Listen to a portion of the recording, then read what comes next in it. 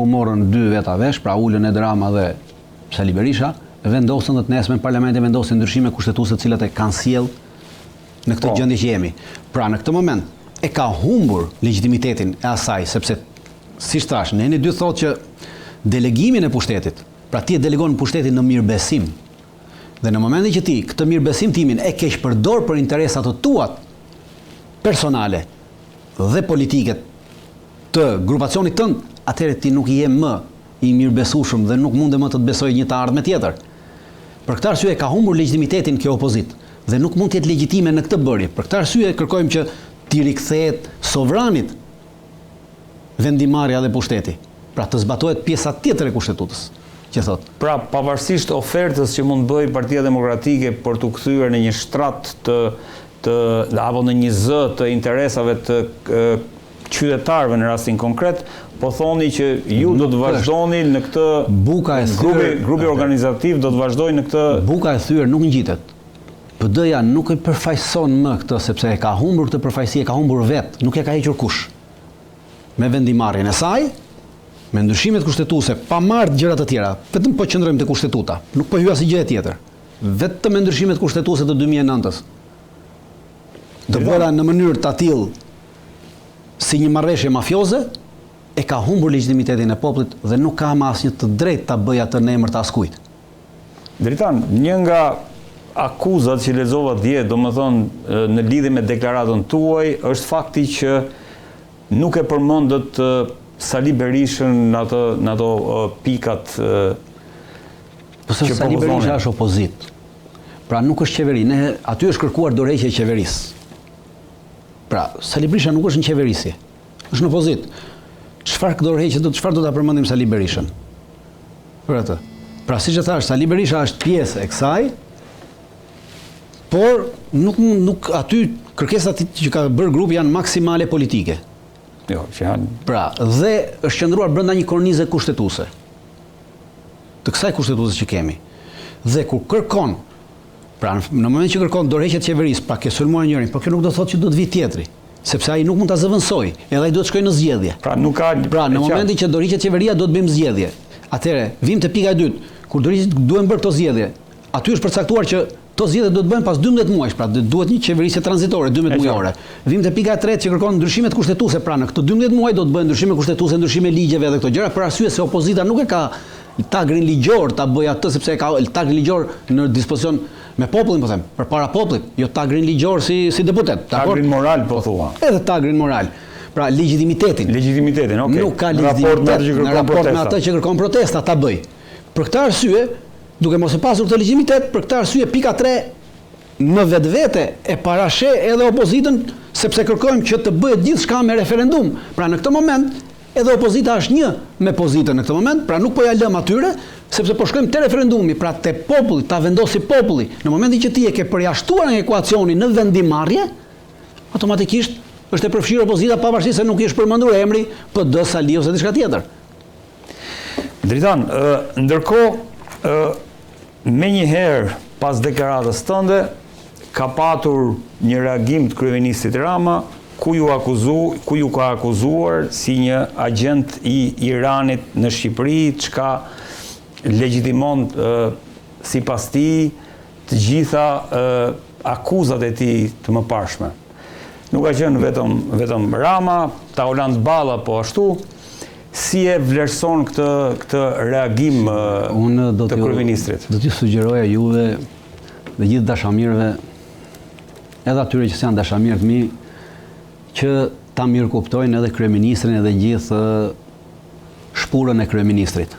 Duhet ta mirë kuptojmë sepse sot njeriu me hallin më të madh sot në Republikën tonë të grabitur është kryeministri. Halli i tij është ekzistencial. Në raport me neve, ne kemi hall ekzistencial të na ekzistojë Shqipëria, kurse ai ka hall ekzistencial të kokës tij. Kryeministri ka bërë premtime dhe ka dhënë fjalë që Shqipërinë do t'ia shesi, do t'ia japi, do t'ia fali kujt mundet. Dhe tashmë populli po del në shesh dhe nuk po e pranon këtë, pra po ja prish premtimin. Por atje ku ka dhënë premtime, atje premtimet paguhen me kokë. ju ka dhënë premtime krimit të organizuar që do t'i pastrojnë paratë e tyre në për këto resorte që ndërtojnë, në për hotelet që ndërtojnë me këto ligjet për investitorët strategjik. Ju ka dhënë premtime oligarkëve që do t'i japi gjitha ndërtimet, rrugët do t'i japi atyre me çmime si t'i duan ata. T'i vënë ata çmimet, siç edhe i kanë vënë në stratosferike, për te çdo lloj vlere. Po. Pra, është i lidhur ngushtësisht me këtë shkatarim të vendit, me këtë grabitje. Pra, është i lidhur me këtë trinomin. Ky është politika, krimi dhe oligarkia janë bërë një. Dhe krimi dhe oligarkia e kanë marrë peng të kryeministër. Dhe tashmë ky është pengi i tyre. Dhe në momentin që ky mendon dorëheqjen, ky mendon kokën. Pra këtij rrezikohet koka, jo nga protestuesit. Për neve nuk rrezikohet koka, se siç e thash, për protestuesit ai nesër do tulet në tavolinë për bërjen e qeverisre, e qeverisë tranzitore, sepse është palë e përcaktuar kushtetuta. Por ai këtë mendon, në momentin që jep dorëheqjen, a do t'i lënë kohë ata që ky të mrit deri te tavolina e bisedimeve? Sepse ky u ka garantuar atyre parajsën në këtë vend. Ju ka garantuar që këtë vend është i tyre, vetëm ai të rrinë karrige. Dhe në momentin që ai nuk e mban dot të premtim, atëherë ai e paguan. Prandaj mirë kuptojeni me mënyrën si flet, mirë kuptojeni me skizofreninë që e ka zënë. E ka nga halli, ka hall shumë të madh. Dhe po ta shihni mënyra se si flet. Dhe se si retorikën që ka, është e njëjtë me vitin 1990, në rast se ata që janë më të ri se neve nuk e mbajnë mend, mund të hyjnë sot në YouTube dhe të shohin retorikën e Ramiz Alis në vitin 1990 kur mblidhte byron politike dhe ju thoshte, ata që protestojnë paguhen nga agjenturat e huaja, që nuk e duan të mirën e socializmit në Shqipëri. Është e njëjta retorikë edhe kjo e Ramës. Është retorikë një pushtetin i ikje, i cili po kapet pas fijeve të flokut, si ai i mbytur i pas fijeve të flokut. Sepse Rama vërtet është i mbytur, jo prej nesh. Është i mbytur prej atyre që ju ka bërë premtime dhe që nuk i mban dot më, sepse populli është pronari i këtij vendi. Sepse na jep të drejtë kushtetuta këtë gjë. Prandaj unë mirë kuptoj Ramën në hallin që ka. Dhe nuk merrem as me Ramën, as me ata që ka lëshuar Rama dhe që ka Rama për rreth. Rama do shkoj te shpifjet, do shkoj te gjithçka, do shkoj te akuzat. Nuk ka dallim. Do shkoj te nëna, te motra, te babaj, do merret me të gjithë. Do merret me gjithë familjen, të timen, po edhe të atyre që janë te grupi koordinator. Të gjithë do i sulmoj. Vetëm këtë gjë ditë bëja njëri. Po unë nuk kam problema të punë. Bile si bëj thirrje grupit koordinator që ta ketë parasysh kur ecën në rrugë. Gjithkush ecën në rrugë, i ka qelluar të ecën në rrugë. Në rast se të kafshon një qen, ti çfarë bën? Kthehesh e kafshon edhe ti qenin? Dritan, më duhet ta bëj edhe këtë pyetje. Në fakt, sot Rama ka nxjerrë me demek edhe një dokument ku ju akuzon se ju nuk keni qenë pjesë e ushtrisë çlirimtare të Kosovës. Një fakt që e di gjithë Shqipëria në fakt, por duke qenë se jemi në emision, unë jam i detyruar ta bëj këtë pyetje. Si e vlerëson këtë qëndrim dhe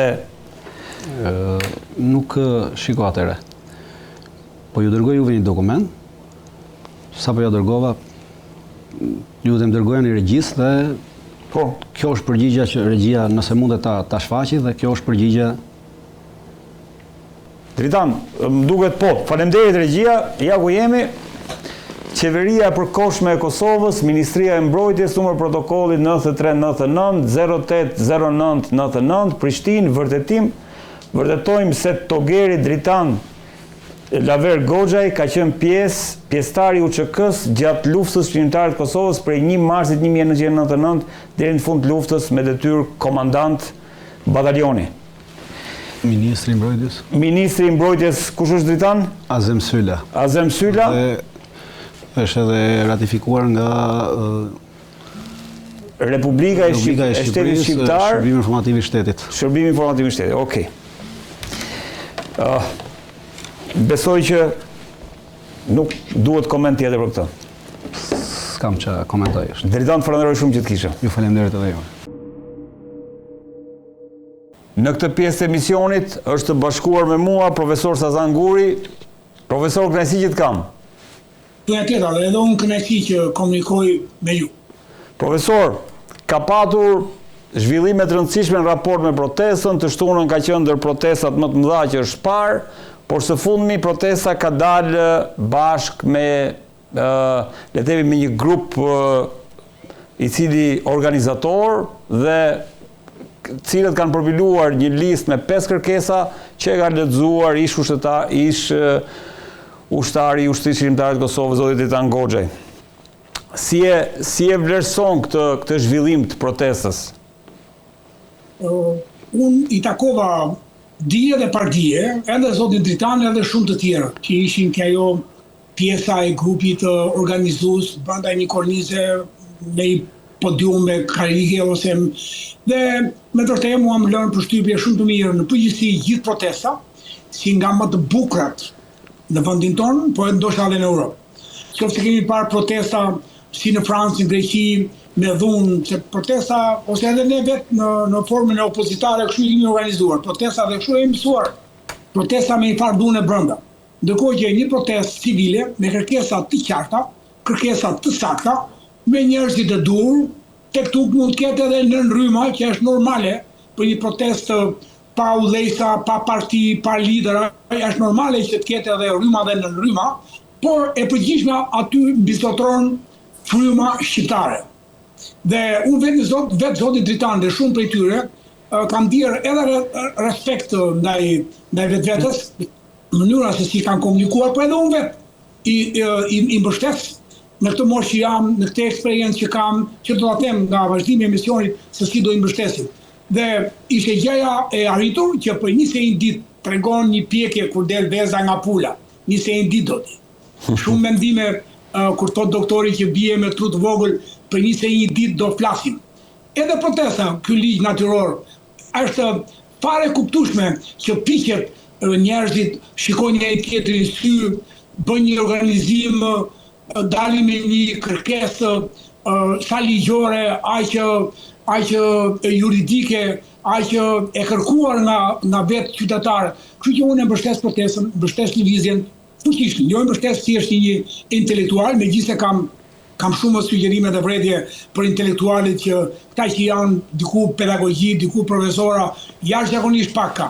Profesorët që i duhen vendit në orën e saj të bekuar, do thoshja, në orën e saj të nevojës madhe, në orën e saj të nevojës madhe, dhe akoma intelektualet, pedagogët, profesorët shqiptarë rinë ende duar kryq, duke u kënaqur ose duke mallkuar nga televizori. Kështu që e mbështes edhe në përgjigje të asaj që më pyetët, që erdhi momenti, erdhi koha dhe dikush nga ata, në këtë rast zoti Dritan, për cilin e vlerësoj maksimalisht, jo vetëm si një luftëtar shqiptar, po edhe luftëtar i Ushtrisë Shqiptare të Kosovës, po edhe për ato që ka vuajtur dhe ka bërë, për cilin edhe kur ai ishte në heqje lirie, unë kam qenë një nga ata që kemi luftuar për t'i dhënë atij lirinë e mendimit dhe veprimit.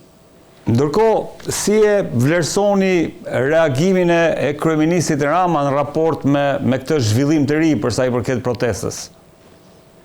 Ai e tregon vetë, gjesti, artikulacioni, veprimet që ai merr përsipër, deri ke imitimet në llojin e një dukurie LGBT-je.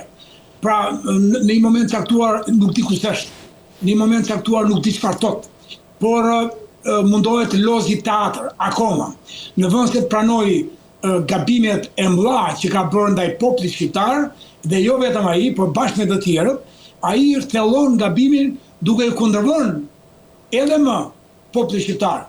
Takimi si me presidentin e Francës, çik më tepër se duhet, duartrokitja, qafimi, jo qafim diplomatik, por qafim që shikoni sikur jam unë, e ka mirë me të mallin e Francës, po ndërkohë të mallin e Francës nuk e duan vetë francezët.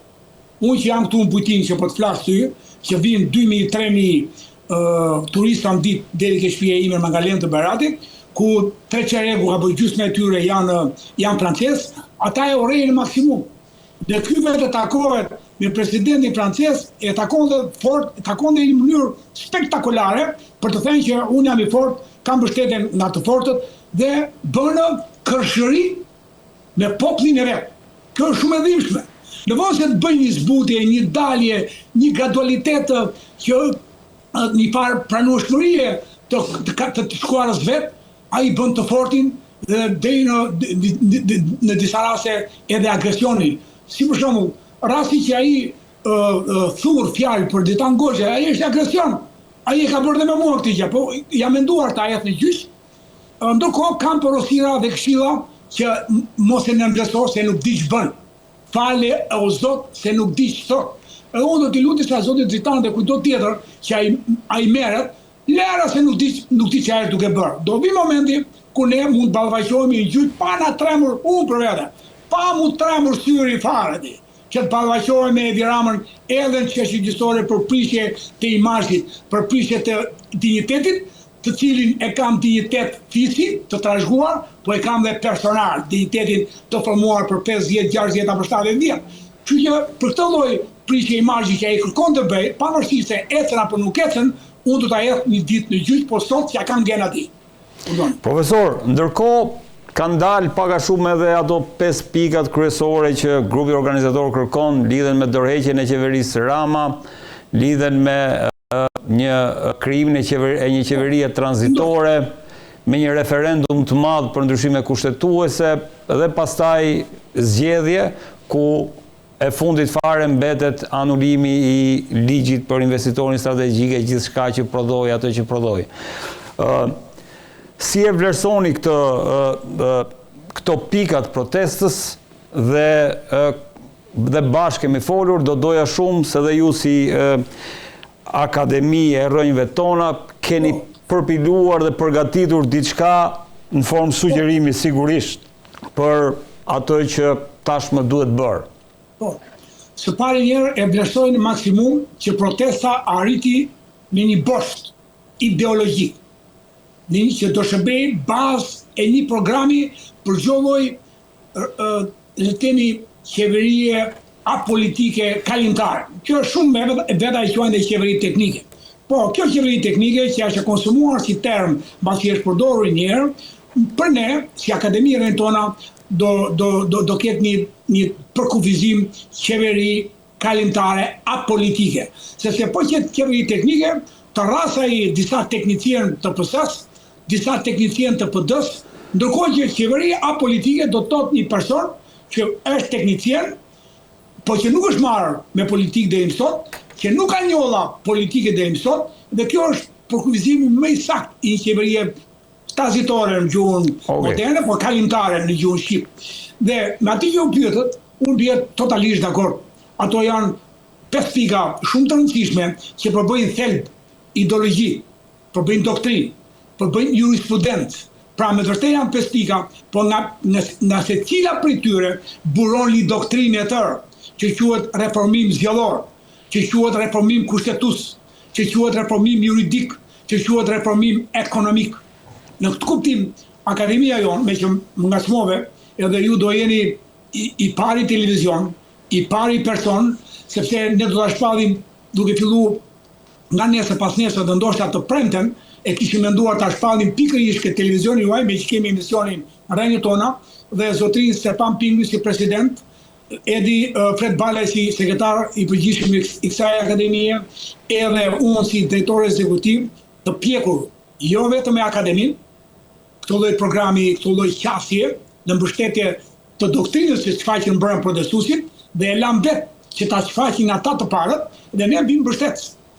Dhe kjo pasi është pjekur si akademi në tre forume, ku forumi ishte më i sakti, ishte ai më i plot, jo më i sakti, ishte ai pranbrëm në zyrën e Akademisë Rrënjve tona, pranbrëm të dielën në orën 9 deri në 12 të darkës.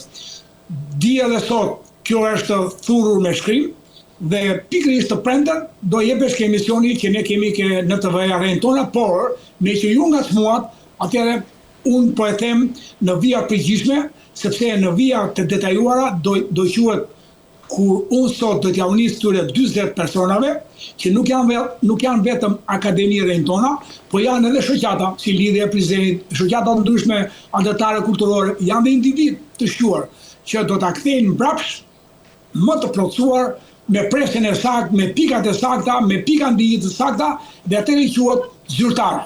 Dhe ky mendim që përgjithsisht janë ato 5, por ne kemi këto mendime. Neve jemi, që po i them shpejt e shpejt, qoftë me lejon 2 minuta ta. Patjetër, krajsi. Ne kemi menduar që e para njerë një reformim në ligjin zgjedhor, magjorant